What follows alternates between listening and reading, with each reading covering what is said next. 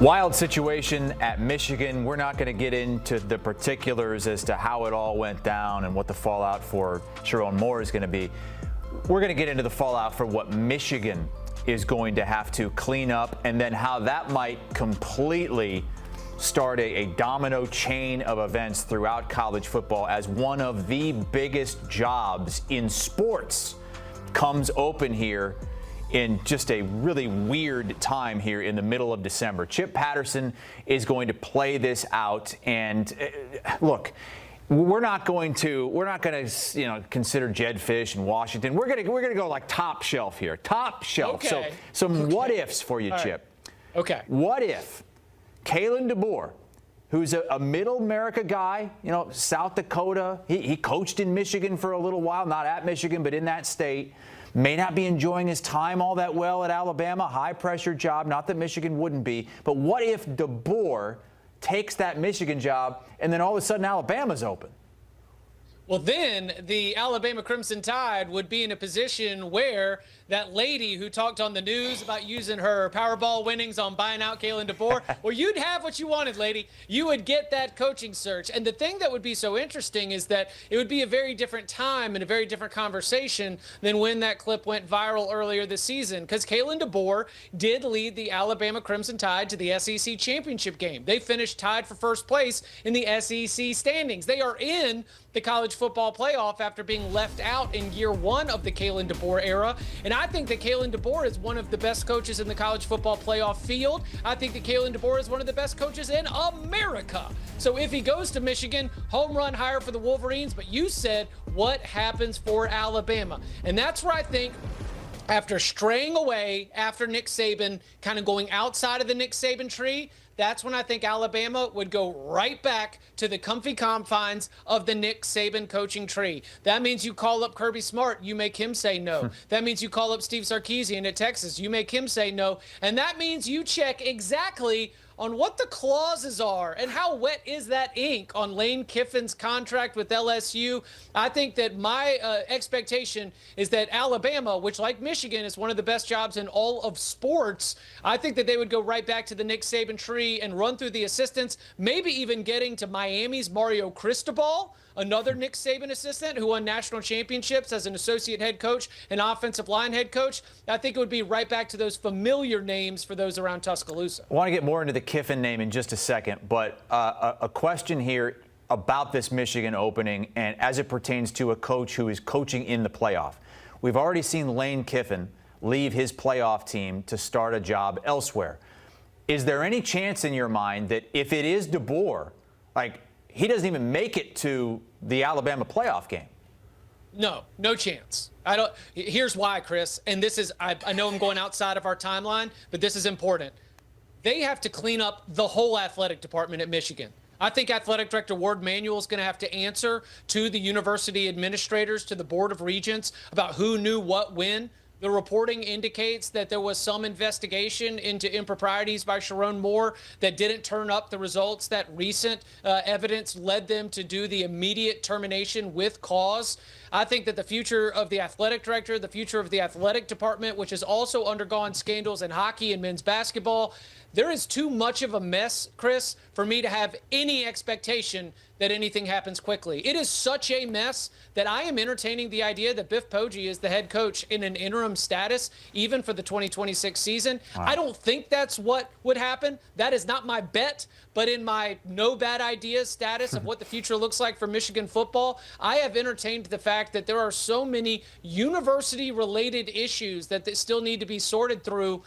The qualified coach might not be willing to say yes, because you don't know whether the athletic director that's hiring you will be there in the future, and you don't know what you'd be signing up for. So I do not think at all that we will see a college football playoff coach leave their post leading a college football team to go and take this Michigan job. It is too messy, too raw, too real right now for you to be able to give up on a potential title run. Okay, so if it is DeBoer, let's continue to play this out. He goes on with Alabama until they're eliminated or win the college football playoff. He goes there. What if what you said earlier is true, and they start shaking the Nick Saban coaching tree, and Lane Kiffin is out there. Would it really surprise you that much if Lane Kiffin would be interested in this job before ever coaching a game for LSU? It would not surprise me at all if Lane Kiffin would be interested in this job, whether or not he would be willing, after all of the saga and the drama that was included with that LSU, Ole Miss, Florida debacle of a coaching carousel situation. It would surprise me if he did end up leaving Baton Rouge for Tuscaloosa. However, if they did, LSU then would go into a position where LSU has not had to deal with because LSU got their guy, right? Florida had to pivot to John Summerall and other candidates. Ole Miss had to figure out what its backup plan might be. LSU had its eyes set on Lane Kiffin from the jump. They stayed in the game, they pursued him, and they got him.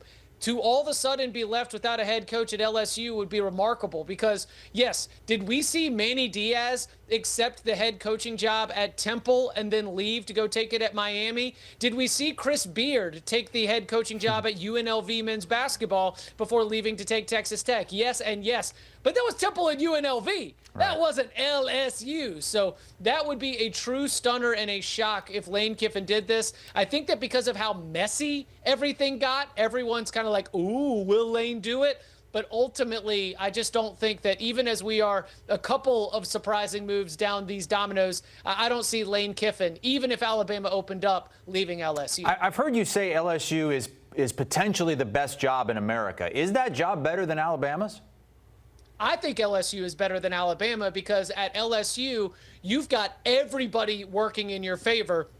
You still have to deal with the Iron Bowl rivalry, which we know goes on 365 days of the year. Now, is Alabama a better job than Auburn? In my opinion, absolutely. And probably a lot of people's opinion, absolutely. But at LSU, from grade school all the way up through high school, you are training your best and brightest in the football world to go and be Tigers.